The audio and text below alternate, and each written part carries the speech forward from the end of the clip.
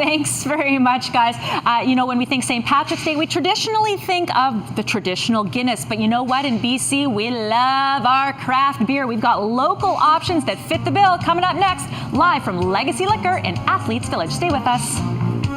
We're going beyond Guinness because it's not just about the official Irish beer, because in BC, we love our craft beers, our local BC brew, and you got some great options. Absolutely. We do love our local craft beer, and so what we got is a couple of different options. The first one I'm going to show you is the Luck of the Irish Red Ale from Russell Brewing, of course, from Surrey.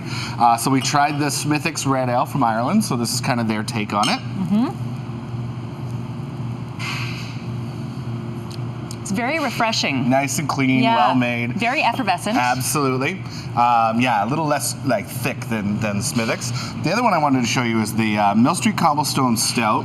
So Mill Street, they always wanted to sell this stout. They wouldn't sell it because they couldn't make it right, because they needed that widget. They need that nitrogen. Guinness doesn't share the widget. They spent a lot of money on that and they won't share it. Mill Street actually went and developed their own. So we're going to pour. So this would be our local version of a Guinness style. That's beer. Right. Okay. So we're going to do our pour. And as you're pouring that too, you made a very interesting comment off air that people could probably expect beer prices to go up. Why? Well, mostly it has to do with the US dollar. It's a huge effect. We buy a lot of our hops, bottles, things like that out of the US. So to lose 10% right off the bat, tough endeavor. So you're going to see less hoppy beers like stouts and reds. Okay. And that is very tasty. A very good alternative to your traditional Guinness. And then you got to talk quickly about this one here. You said this one's almost like a milkshake. Yeah, that's the N2 Milk Stout from Parallel 49. So it's made with lactose sugar.